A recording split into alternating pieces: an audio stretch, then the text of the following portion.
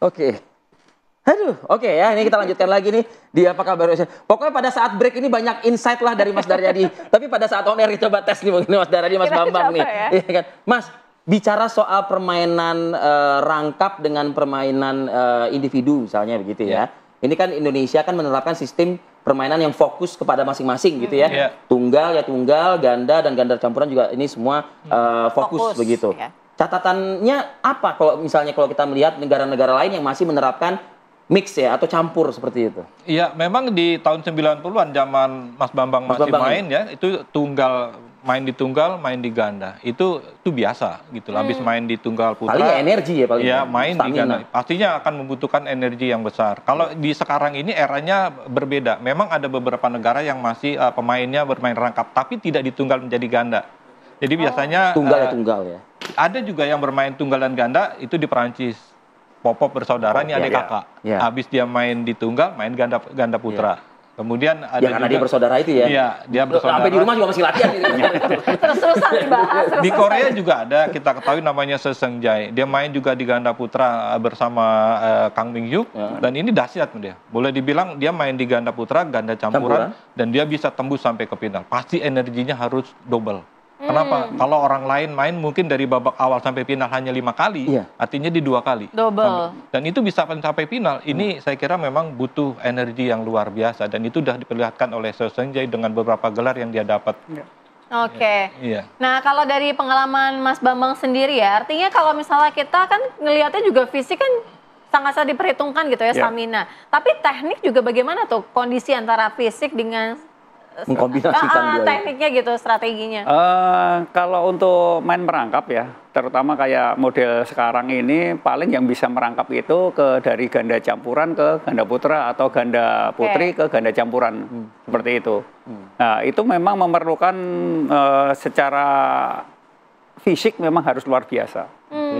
Apalagi kalau zaman sekarang ini hampir permainan tuh hampir semuanya alot-alot semuanya. Secara kualitas. Jadi fisiknya akan lebih lagi ya karena alot itu ya. Ya. Nah, karena persaingan bulu tangkis sekarang ini jauh dibandingin zaman dulu lah. Masa zaman Lim Swicking, Rudi Hartono. Nah, sekarang ini benar-benar negara yang bukan bulu tangkis pun sekarang udah punya prestasi di bulu tangkis. Seperti Spanyol. Di Spanyol kita kan juga nggak nyangka ternyata di sana sekarang ada sekarang ada Marin ya. Ya tapi paling nggak sekarang ini harus kita waspadai semuanya. Walaupun dia bukan negara bulu tangkis ya kita harus waspada untuk itu. Oke, seperti yang tadi disampaikan Mas Daryadi, Mas Bambang juga menyimak tadi Mbak Yuni mengatakan istilahnya gado-gado Mas Daryadi tadi ya begitu ya. Ini pola seperti ini bisa nggak untuk menghadapi Cina yang notabene mereka juga sudah punya prestasi. Artinya begini, kalau saya sih berpikir ya kalau misalnya memang gado-gado ini kan butuh waktu gitu. Butuh waktu agar dia mungkin bisa ngeblend atau mungkin mereka gitu ya. Itu loh Mas Bambang. Kalau yang tadi dibilang Mas Haryadi secara realistis memang kalau lawannya ya nggak terlalu bagus masih oke. Masalahnya Cina Nah itu masalahnya itu karena kan sekarang Cina lagi gandanya susah sekali untuk ditembus. Sebenarnya Apriani sama Fadia pun ya susah gitu loh. Lawan Cina ini susah. Nah sekarang kondisi Apriani kan tidak memungkinkan untuk diturunkan. Nah otomatis Ripka yang pasangan lamanya untuk mengisi itu. Tapi memang teknik permainan Cina tuh sangat-sangat lekat begitu ya. Sulit untuk ditembus, sulit untuk dibaca, sulit untuk diprediksi gitu. Bagaimana sih? Terutama memang dari dulu memang ganda-ganda putri Cina itu luar biasa, Mbak. Memang luar biasa di ganda putri.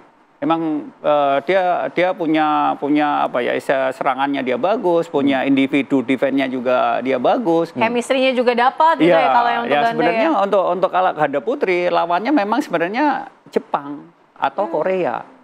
Itu kalau Cina lawannya itu sebenarnya. Ya kita waktu itu kalau kita masih ada Grace Apriani ya mungkin kita masih optimis. Ya, kalau gitu. Nah, sekarang kan kondisinya tidak memungkinkan. Nih kita hati-hati milih diksi nih. Itu loh ya. Oke, ini Mas Daryadi deh. Mas Daryadi, sekali lagi Mas kalau berkaca ke hitung-hitungan data ataupun kertas gitu ya, ya realistis tadi ya, Mas dikatakan. Tapi saya membayangkan begini, boleh nggak Mas? Nih saya beda sih memang ya, kan ini kan timnas gitu ya. Kalau ini kan memang kan di lapangan individual gitu kan. Ketika timnas kita tidak diperkuat oleh Rafael Struijk misalnya gitu.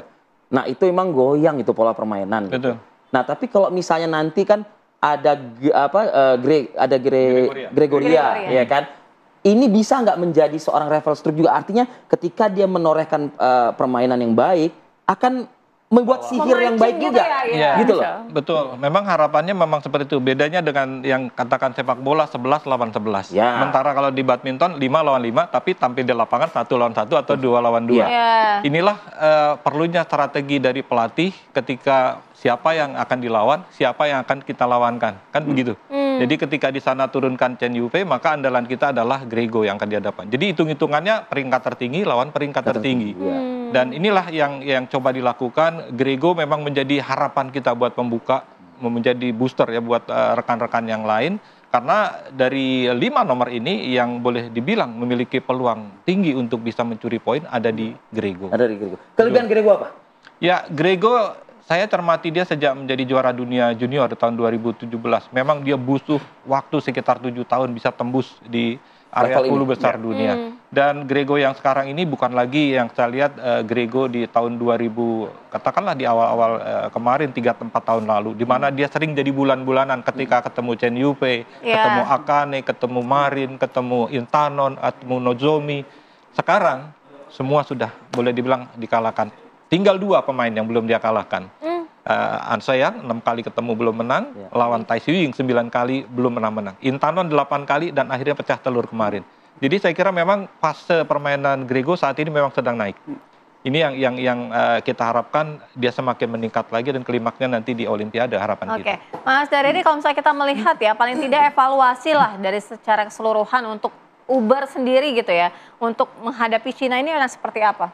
Ya, Piala Uber ini saya kira memang harus kita berpikir realistis ya, dan harapannya bagaimana target di semifinal sudah bisa kita lewati. Artinya ketika masuk di fase final, harapannya anak-anak bisa main nothing tulus, ya, artinya tanpa beban. Karena yang dihadapi ini bukanlah tim sembarangan, ini adalah tim komplit yang memang punya target. Dan mereka tidak pernah gagal ketika menjadi tuan rumah di ajang, terutama Uber ya, 2002, 2012, 2016, dan ini 2024 mereka jadi tuan rumah lagi. Pastinya mereka punya keinginan untuk tetap menjadi juara di kandang sendiri. Thomas kita mungkin bisa agak berlega, betul. Tapi Thomas Uber yang perjuangan yang harus lebih keras lagi. Terakhir Mas Bambang. Lebih fokus lagi kalau lebih saya. Lebih fokus lagi, intinya itu aja kalau saya. Kalau Thomas Kalau Thomas ya jangan meremehkan musuhnya. Nggak boleh. Walaupun gitu kita ya, walaupun kita di atas ya jangan meremehkan musuhnya. Itu. Baik. Terima kasih Mas Bambang. Mas Bambang, terima kasih. Terima kasih. Kita sama-sama nanti akan menyaksikan ya, Via. Amin. Mudah-mudahan menang ya.